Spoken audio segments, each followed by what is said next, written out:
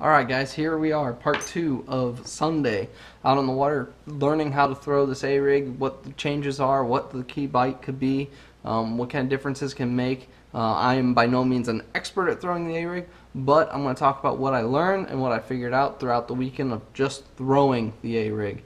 If you watched in the Anglers in Action tournament, we caught a bunch of little ones right up the gate. And then, due to video editing, I cut out as much as I could to make a decent video. But we caught a bunch of little ones, and then we started calling up. And the key bites towards the end of that English in Action tournament came from the bigger bait. And it's something that if I would have paid attention to, I would have changed all these out. But what I want to talk to you about, this is the exact rig that I was throwing on Sunday and on Saturday in the tournament. Now, it's a little bit of a Frankenstein rig, but first thing I want to talk about, dummy baits. Missouri, 3 hooks only. You can only have 3 hooks on your A-rig, so making sure that you abide by that law is important. But what that does is most A-rigs are 5 prongs, so it leaves you 2. Well, what do you do with the 2? 1, you can put on a swim bait and cut off the hook, or you can use some kind of pre-rigged system. Me, all I do is I take the quick clip, feed the plastic right through it, close it, you got your dummy swim bait. Do that for 2 of them, you're all set to rock and roll. And then here are the other 2 with the other 3 with the hooks. Now, I definitely prefer an A-rig with the blades on it, just because it makes it look more like a school shad. It really boils down to personal preference. This creates drag and lift, so you can throw a little bit heavier bait, and these will pull it up. Now, if I am throwing an A-rig, which like I'm talking about upsizing your A-rig in this video in part 1, you'll notice that I'm talking about comparing what fish hits what.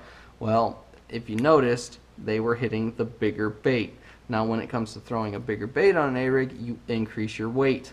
So once you start increasing your weight of the A-rig, you gotta start comparing your rods and everything, making sure that you're not throwing a 3-ounce A-rig on a rod rated for 1 ounce, because then you're just gonna run into all kinds of breaking and all kinds of problems. So when you start throwing these heavier weights, like this one right here, this bait right here was the bait that was catching all the big fish this whole weekend. Not this one, not this one. It was this one. Those bigger fish were keying on this bait. And had I thought about it during the tournament a little bit sooner, I would have easily just clipped this one off right here, put on a second one. Now these are the Berkeley Havocs, or not the Berkeley Havocs, the Berkeley swim baits pre-rig. It's a power bait. It's like that. This is a smaller version, but had I thought about it sooner, I should have put 2 big ones on here. And now that adds a lot of weight, and when you start getting into the heavier weighted baits like that, you need to find something that you can slow your reeling down. So instead of throwing 3 swim baits like I had on here, I would take a spinnerbait blade.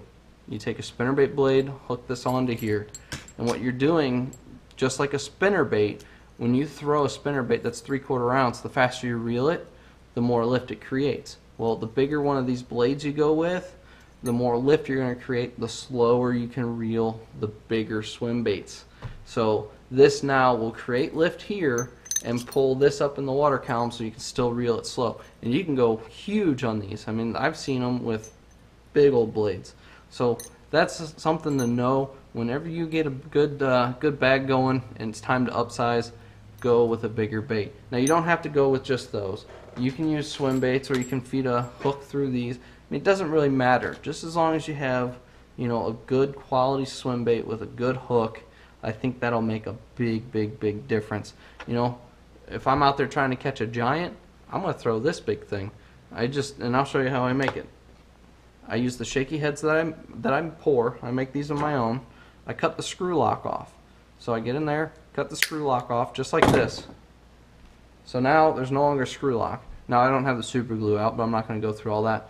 And then you just take this, you feed it right through the back, and you go down until you hit the point where you need to pull it out, and then you start feeding it through, and there. Now you have yourself a nice swim bait with a good stout hook. It's a 6/0. I prefer to throw something on a swim bait this size. I prefer a 7, maybe an 8/0 hook. but still gives you that motion, and it's a light enough weight that you're not going to be sinking really fast. I should have had some of these with me. I didn't, so I think that was my mistake. But anyways, get back to the video. Enjoy the final part of day 2, and hopefully you guys have an awesome day. If you haven't liked, then subscribe and share with your friends. And I will see you guys at the end of the video when I do the weigh-in.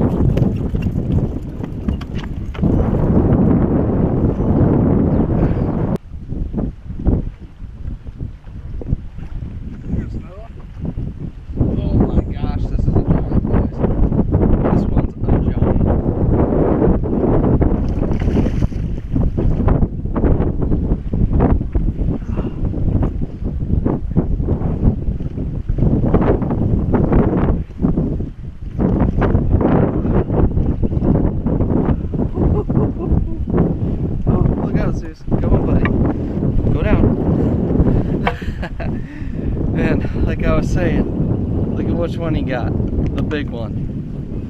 Oh, look at that toad. Okay, so if you guys have noticed, I've been showing you all these fish. I have not had one fish or one bass hit the chartreuse one. I had a white bass hit it earlier, and that was it. I caught 2 white bass on the chartreuse. So that's telling me they have no interest in this bright chartreuse color. So I'm going to change it out for another white one.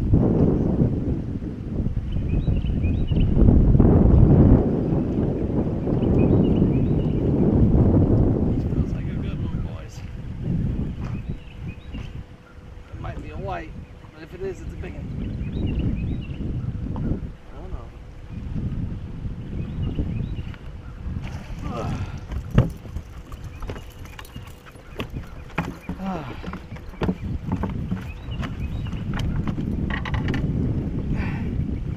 Look at where this one came from. Again, the big one. There's a nice one. Well, there you have it, guys. A fun day on the water throwing the A-rig. I just wanted to come out and see how I did, and throwing the A-rig, talk to you guys about a little bit different techniques and different things to do to make your A-rig a little bit different and try and get on a different bite. It's definitely an effective bait. That's all there is to it. I mean, 2 days where I have almost 18 pounds or a little plus, that's just, it proves. Now, of course, the wind was my friend.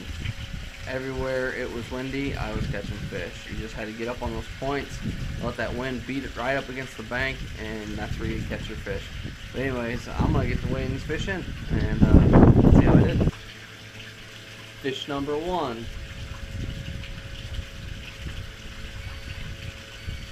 324.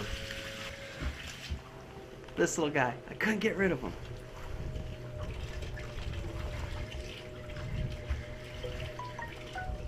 Fish number 2.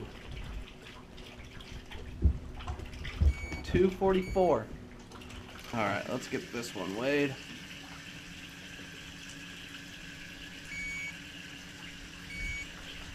$277.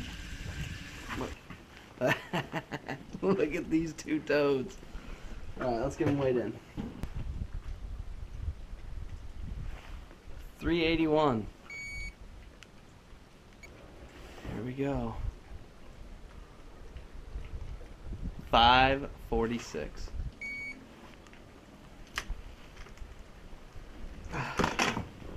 Good one for the day. Let's let it go. I don't know if you guys can see that, but 17.72. That's not too shabby, considering the fact that I went out throwing nothing but the A-rig by myself. Um, just shows you how powerful of a lure it can be, and how all these giant bags are being weighed in. I bet you yesterday, if the A-rig was ruled out of the tournament, there'd been maybe two, maybe three 20-pound sacks, and I doubt I would have had 18, almost 19 pounds. So, that being said, you guys have an awesome day, and I'll see you next time on the water.